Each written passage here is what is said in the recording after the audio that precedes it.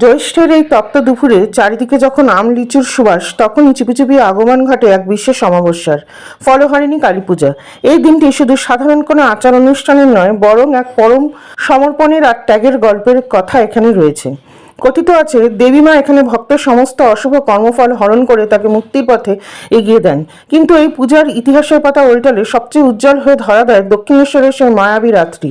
আজ থেকে 150 বছরেরও বেশি সময় আগে 1873 সালের এই পুণ্যতিথিতে এই অদ্ভুত লীলা রচনা করেছিলেন শ্রী রামকৃষ্ণ পরমহংসদেব। সেই রাতে নহবতখানায় কোনো বিগ্রহ নয়, অন্য কোনো কিছু নয়, স্বয়ং মা সারদা দেবীকে জগন্মাতার আসনে বসিয়েছিলেন তিনি। প্রদীপের স্নিগ্ধ আলার ষোড়শী রূপে স্ত্রীকে পুজো করে নিজের সারা জীবনের সাধনার ফল, এমনকি নিজের জপের মালাটিও তার চরণে অর্পণ করেছিলেন ঠাকুর। নারীকে দেবীর আসনে বসিয়ে এমন সম্মান জানানোর নজির ইতিহাসে বিরল। সেই বিশেষ দিনই বীরভূমের তারাপীঠের সাজ এদিন দেখার মতো হয়। জ্যৈষ্ঠের আম, জাম, কাঁঠাল, লিচু, নানা ঋতুজ ফলে মা তারাকে অপূর্ব করে সাজানো হয়। ফলের মালা গেঁথে মাকে পরানো হয়। চারিদিকে ফলের মদির সুবাস আর ধূপধুনোর গন্ধে এক মায়াবী পরিবেশ তৈরি হয় মন্দির চত্বরে।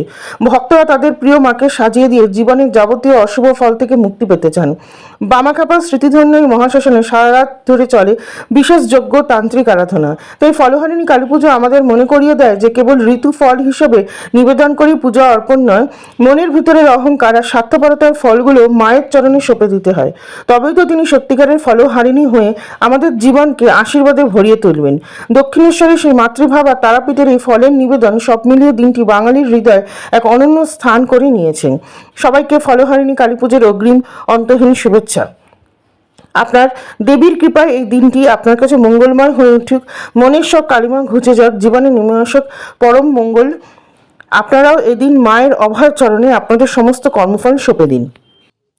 তারাপীঠে ফলহারিণী কালী পুজো খুবই গুরুত্বপূর্ণ একটি তান্ত্রিক ও আধ্যাত্মিক উৎসব। এটি জ্যৈষ্ঠ মাসের অমাবস্যা তিথিতে পালিত হয়।